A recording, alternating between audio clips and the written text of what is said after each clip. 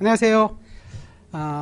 공시법을 담당하고 있는 강철희 교수입니다. 자, 우리 시험이 이제 끝나지 얼마 안 돼서 이제 11월 달 이제부터 이제 다시 개강을 해서 이제 입문서 11월, 12월 강의는 되게 이제 그 입문서 강의라고 해가지고 이 입문서는 전체적인 거 체계 잡고요. 그 개념 잡는 거 있거든요. 우리 법 과목이기 때문에 우리 법은 이 개념 잡는 게 여러분한테 조금 굉장히 중요해요. 대부분 이 개념 설명들을 많이 않기 때문에 많이 좀 힘들어 하는데, 그래서 입문 과정은 그 용어 정리하고 이렇게 체계 잡는 그런 것들을 해놓고 이제 배우는 것들입니다. 그래서 입문 과정을 이렇게 떠넘기는 사람, 또 넘어가는 사람이 있는데, 꼭 입문 과정을 들어오면 기본이 아주 튼튼해질 수가 있어요. 그래서 흔들리지 않을 수가 있거든요. 그래서 제가 이제 입문 과정을 한번 쭉 공시법을 이제 볼 겁니다. 그래서 요 2차 입문 과정 이렇게 문제 저기 책이 있거든요. 그래서 제 이름은 우선 강철이고요. 제가 이제 제일 먼저 소개시켜 줄게. 제가 이제 그 카페를 소개시켜 줬거든요. 네이버하고 이렇게 다음이 있는데 그 다음 카페 제 이름이 강철이니까 이렇게 강철 공시법이니까 공철 공시샘에 이게 가입하시면 여러분이 많은 자료들을 볼 수가 있어요. 제 같은 경우는 나중에 이제 공부하시면 보겠지만 이렇게 그 보물 노트라고 있거든요. 이 보물 노트가 지금 시중에 나와 있는데 여기에 그 지적법은 거의 이제 암기사항하고 등기법은 전체적인 체계를 잡아주는 게 있는데 그런 내용들이 여기 다 지금 보물 노트에 있어서 그 보물 노트에 그 암기사항에 이렇게 설명하고 또 이렇게 그 촬영해 놓은 것들을 다 이렇게 여기 그 카페에다가 실어놨기 때문에 카페를 자주 들어가셔서 이제 또 제가 한 1월 중순 1월 달 정도 되면 또 하루에 한 문제씩 이렇게 싣거든요. 이렇게. 그래서 문제 푸는 것도 그래서 공부 학교 오신 분들이 굉장히 많이 도움이 됐다고 하더라고요. 그래서 그것도 이제 할 거니까 우선 먼저 여기 가입해 가지고 우리가 이제 그 막바로 되는 게 아니라 특별 회원만 볼 수 있는데 한 하루 이틀이나 이렇게 지나면 특별 회원으로 될 수 있을 거예요. 그래서 등업란에 특별 회원으로 등업해 주세요라고 이렇게 하시면 그 등업이 되면 이렇게 자료들을 쭉 여러분이 볼 수가 있습니다. 그래서 그거 이제 하나 보시기로 하고요.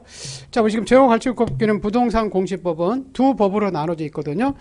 이렇게 공간정보의 구축 및 관리에 관한 법인데 거기에는 여러 가지 법이 있는데 그중에서 이 지적법이 시험범위예요. 그래서 지적법 그냥 명칭은 공간정보의 구축 및 관리에 관한 법 이렇게 나오면 다 읽지 못하고 그냥 않고 지적법이다 이렇게 생각하시면 돼요. 여기 이제 12문항이 있고 부동산 등기법 12문항에서 24문항이고 세법 16문항에서 한 과목으로 취급합니다. 근데 이 두 법 중에서 여러분이 점수를 따야 될 부분은 요 파트입니다. 요 지적법입니다. 왜냐면 우리 시험은 둘 중에 하나 나오거든요. 요 조문에서 판례에서 시험이 나오는데 민법이 어려운 게 이 판례가 많기 때문에 민법이 어려운 겁니다.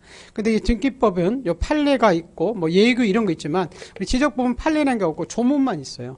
그래서 그냥 시험이 또 출제위원들이 측량 전문가가 더 출제하기 때문에 법률 전문가가 아니라 문제는 그냥 단순합니다. 그래서 그냥 조문에 있는 것 그대로 실어라요. 그래서 이렇게 지적법은 이렇게 암기사항만 제대로 이렇게 하면 여러분이 충분히 다 점수를 딸 수가 있습니다. 12문제를 거의 맞출 수 있다는 거죠. 올해 시험도 저 요 암기사항 보고 12문제 맞은 사람이 대부분입니다. 최소한 10문제쯤은 다 맞았었습니다.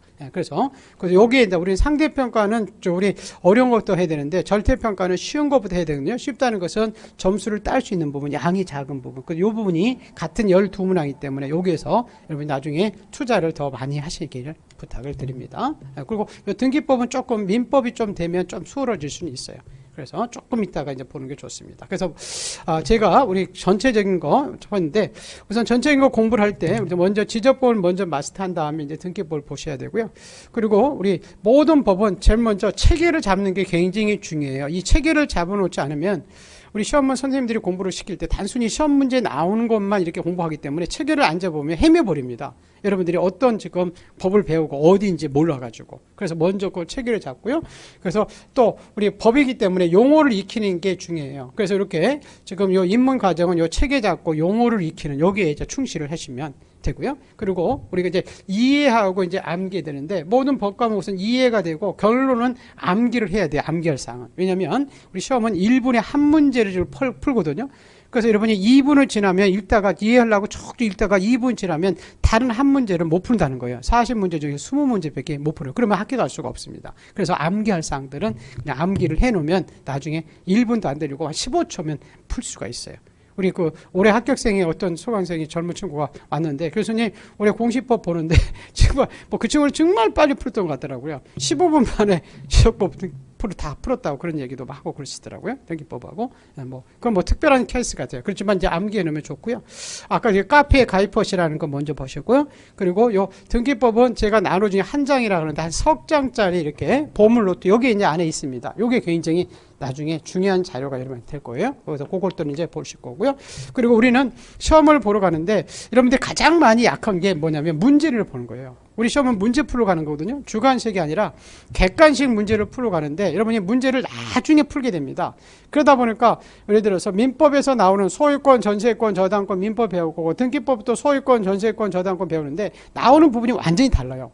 근데 이제 문제를 안 풀기 때문에 이게 어디서 나오는지 많이 여러분이 헤매버립니다. 그리고 그 지문 중에 포인트가 하나씩 있는데 그 포인트가 어딘지를 여러분이 빨리빨리 찾아야 되는데 그걸 문제를 풀지 않고 그냥 쭉쭉 책만 보다가는 그 포인트를 찾을 수 없어요. 그래서 여러분이 잘 수 있으면 제 생각은 문제를 빨리 접하는 게 좋습니다. 그리고 우리는 지금 이게 법과목이기 때문에 여러분이 오늘 강의하더라도 1시간 강의하고 D시간 가면 또 다 까먹을 거예요. 그래서 제일 중요한 것은 반복 학습이 제일 중요합니다. 그리고 아까 얘기했지만 문제를 풀기 때문에 모든 과목은 책을 읽기 전에 먼저 요 기출문제, 우리 이제 중개사 기출문제를 먼저 보는 것들이 여러분한테 유리합니다. 그래서 기출문제는 풀 수는 없을 수 있어요. 왜냐하면 우리가 배우지 않았기 때문에. 다만 요 파트에서는 이런 부분이 이런 형태로 나온다. 그런 건 알 수 있거든요. 그래서 그런 것들을 먼저 여러분이 해놓으면 전체적으로 여러분이 조금 쉽게 공부를 잡을 수 있을 겁니다. 이렇게 보시고요. 자, 이제 우리 전체적인 거 흐름 먼저 잡아주고 갈게요. 참 저하고 같이 가르치는 것이 부동산 공시법이거든요. 자, 우리 부동산은 동산이 아닌 것, 움직이지 않는 물건이거든요. 민법 98조에 법률 용어로 부동산은 그 토지와 그 정착물이다 이렇게 되어 있어요. 그래서 토지가 있죠.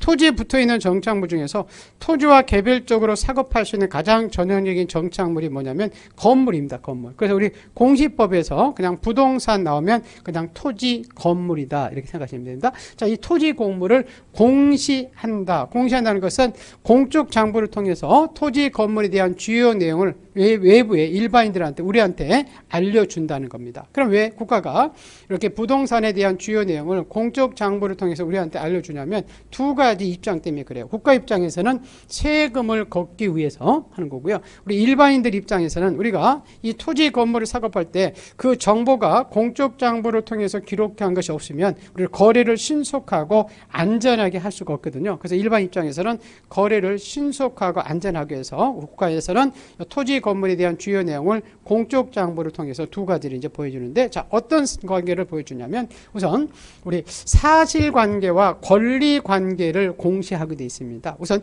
이 사실관계로서요. 우선 먼저 땅을 볼게요. 우리가 이 땅을 토지를 사업할 때 이 토지에 대한 정보가 필요하죠. 자, 이러면 이 땅 소재지가 어딘지 아나요? 지목이 뭔지, 면적이 얼마인지, 경계는 어떻게 되는지 이렇게 알 수가 없잖아요. 그죠? 그래서 여기에 한 네 가지 정보들이 우리한테 쭉 필요한데 우선 소재지 정보가 필요하죠. 그죠? 그래서 이게 어디에 있는 땅인지, 이게 시골 땅인지 강남 땅인지 그걸 토지 이제 소재지라 하고요. 그 다음에 강남에 이제 몇 번지인지 그 토지의 번호를 지번이라고 합니다. 그리고 그 토지가 집을 지을 수 있는 토지인지 집을 지을 수 있는 토지인지 전답 이렇게 밭작물을 논작물을 심을 수 있는지 그 땅의 사용 용도가 지목 이런 정보도 필요하고, 그리고 이 토지가 나중에 여러분 집을 졌는데 옆집 주인이 경계 침범했다고 싸울 수 있죠. 그죠? 그럼 집을 지을 때는 자기 경계선 안에다가 집을 지어야 되죠. 이런 경계선 이런 정보도 필요하고, 우리가 가장 중요한 게 이제 그 땅